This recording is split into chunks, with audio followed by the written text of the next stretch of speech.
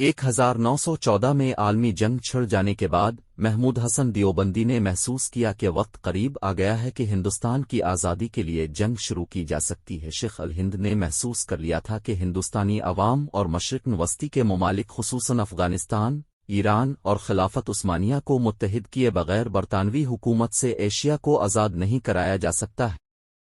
इस वक्त खिलाफत उस्मानिया मशरिकी वस्ती के वक़ार की मुहाफ़िज़ समझी जाती थी और तुर्की ही बरतानिया, इटली, फ्रांस, यूनान और रूस के मुकाबला में डटा हुआ था। इसलिए अपने हज़रत मौलाना उबैद अल्लाह सिंधी को अफ़गानिस्तान जाने का हुक्म दिया और ख़ुद हिजाज़ व खिलाफत उस्मानिया का सफ़र किया। 1915 में शेख अल हिंद ने सिंधी को काबुल जाने का हुक्म दिया, मगर उन्हें कोई मुफस्सल प्रोग्राम नहीं दिया।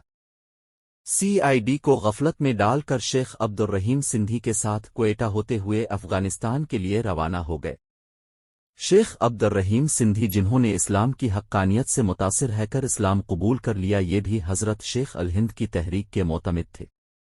उबैद अल्लाह सिंधी को अफ़गानिस्तान जाने के लिए उनकी बीवी और बेटियों ने अपने ज़ेवरात फ़रोख्त करके ज़ाद राह की फराहमी की थी। रवानगी के वक्त शेख अब्दुर रहीम कोटा तक गए और वहां जाकर रुपए सपरदाल करके वापस लौट आए। गिरफ्तारी से बचने के लिए मौलाना सिंधी बलूचिस्तान के रेगिस्तान और सुनसान पहाड़ी रास्तों और दर्रों से होते हुए 15 अगस्त 1915 को अफ़गानिस्तान की सरहद में दाखिल हुए। उस वक्त सूरज गुरूब हो रहा था।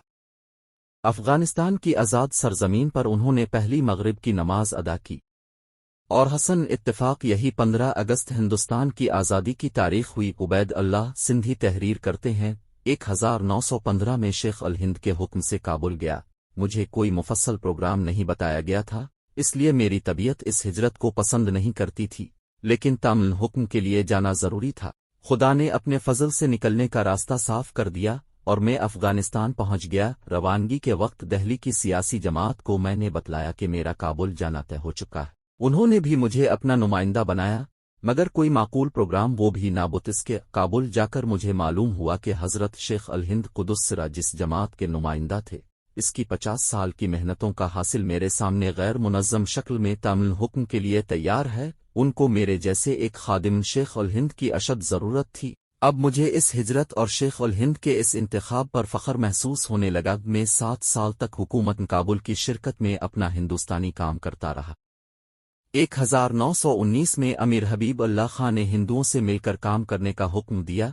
इसकी तामील मेरे लिए फ़कत एक ही सूरत में मुमकिन थी कि मैं इंडियन नेशनल कांग्रेस में शामिल हो जाऊं। इस वक्त से मैं कांग्रेस का दाई बन गया। 1922 में अमीर अमान उल्लाह खां के दौर में मैंने कांग्रेस कमेटी काबुल बनाई, जिसका इल्हाक डॉक्टर अंसारी की कोशिशों से कांग्रेस के गया सेशन ने मंजूर कर लिया। ब्रिटिश एम्पायर से बाहर ये पहली कांग्रेस कमेटी है और मैं इस पर फ़ख्र महसूस कर सकता हूं कि मैं इसका पहला प्रेसिडेंट हूं। अफ़गानिस्तान के जिस इलाका में मौलाना सिंधी दाखिल हुए, इस इलाका को उसौरियक कहा जाता है। हज़रत मौलाना वहां से कंधार पहुंचे, वहां से काबुल पहुंचे। उनके सफ़र का मकसद था अफ़गानिस्तान को हिंदुस्तान की तहरीकन आज़ादी में इखलाकी और फ़ौजी इमदाद देने के लिए तैयार कराना। मौलाना अपने मकसद की तकमील के लिए कोशिश करते रहे। इस सिलसिला में हुकूमत के ज़िम्मेदारों से राब्ता कायम किया और आन की मदद से अमीर हबीब अल्लाह तक रसाई हासिल की और अपने मकसद सफ़र के सिलसिला में एक अर्ज़दाश्त पेश की, जिसमें अफ़गानिस्तान को हिंदुस्तान की आज़ादी के लिए इमदाद देने की दरख्वास्त थी। मौलाना सिंधी के काबुल पहुंचने से पहले पंजाब और सरहद के अंग्रेज़ी कॉलेज के तलबा का एक वफ़द भी काबुल पहुंच चुका था, जहां उनको नज़रबंद कर दिया गया था।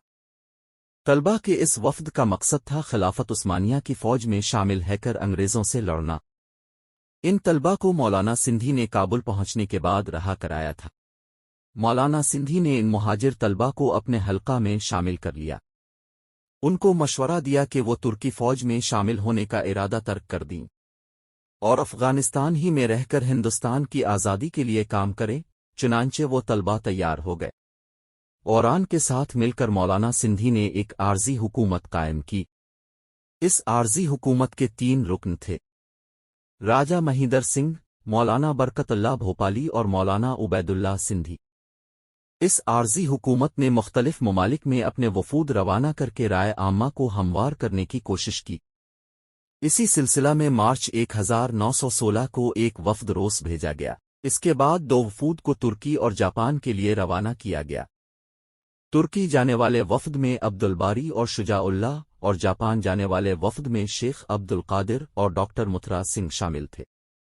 جاپان جانے والے وفد کو گرفتار کر کے روسی حکام نے برطانیہ کے حوالے کر دیا، اور بدقسمتی سے ترکی جانے والا وفد بھی برطانوی حکام کے قبضہ میں آ گیا۔ ان کے بیانات سے سارے واقعات انگریزوں کے علم میں آ گئے۔ حکومت برطانیہ نے حکومت افغانستان سے احتجاج کیا، جس کے دباؤ میں آ کر حکومت افغانستان نے مولوی محمد علی اور شیخ ابراہیم کو ہندوستان جانے کا حکم دے دیا۔